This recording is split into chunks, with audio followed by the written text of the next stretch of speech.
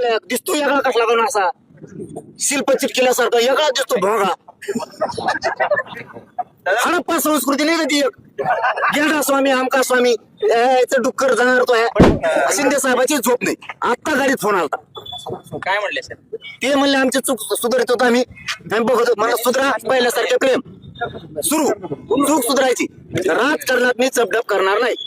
कशात चिडलो करून गरीबाच्या लेकराचा अधिकार नाही हो तुम्हाला रद्द करायचा. ओबीसीचं एकही प्रमाणपत्र रद्द करा असं मराठीचा तोंडाचा शब्द नाही. गरीबाचे लेकर असते. तो हाताने वाटोळं करायला लागला. ते पत्र पण माझ्या हाती लागलं आणि मग मी दाखवलं. तेव्हापासून फडणवीसांना काय सुधारणा की ह्यो बावनकुळ्या फडणवीसांना बदनाम करायला लागला का काय हे फडणवीस साहेबाच्या मंत्र्यात चर्चा आहे. मला रातभर फोन आहेत. मीडियावाल्याला खोटं बोलत नाही बाबा पण आम्हाला पक्की साथ देणारे तुम्ही.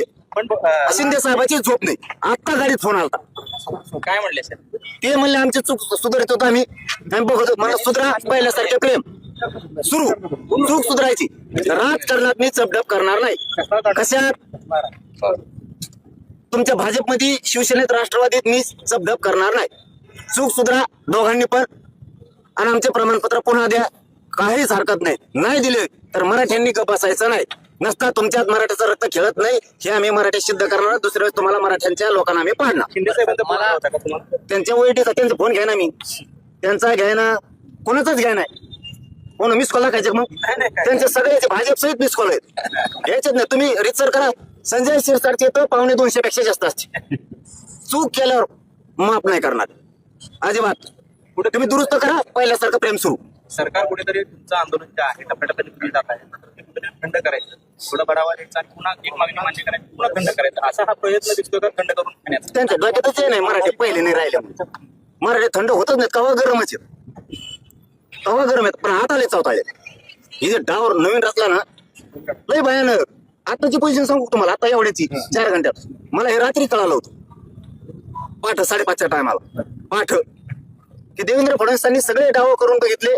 आता शेवटचा डाव काहीतरी आल्यावर हल्ला करायचा किंवा मला अटक करायची. याला कुठंतरी काहीतरी दगडफेक झाली पाहिजे. रोड बंदोबस्त काढायचा. ही पत्रकार आमच्या सोबत आहे. धाराशिवच्या बाउंड्री पर्यंत रोड बंदोबस्त होता. तिथून पुढे रोड बंदोबस्त उठवला. मला रात्री कळायला सकाळी यशस्वी झालं.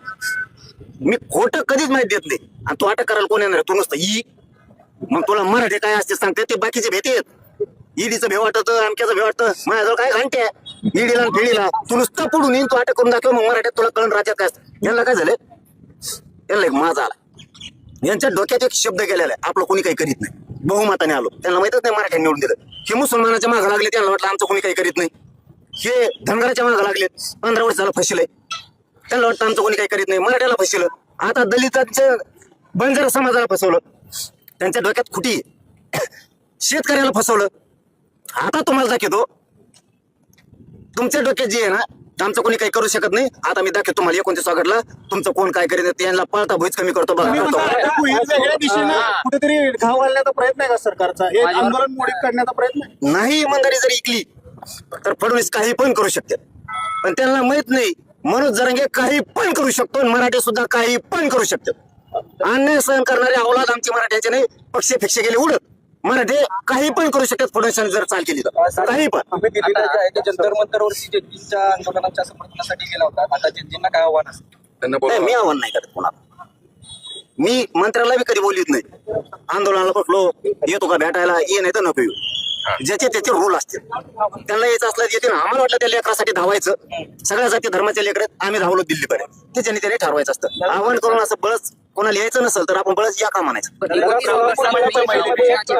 मात्र प्रसाद लाड असं म्हणतायत की मी असेपर्यंत जरांगेंना उपोषणाची वेळ येऊ देत. अरे बाबा त्या प्रसाद लाड भाऊला एकटं मरमर करून काय करीन ते. एकटं तर पडत काय करणार. हे विखे पाटील तर पडत आहे वरूनच काय म्हणतात ना त्याला आडात नाही पावऱ्यात कोडून यायचं. फडणवीसाची हिरीच कोरडी पडली शेतकऱ्यासाठी मराठ्यासाठी धनगरासाठी.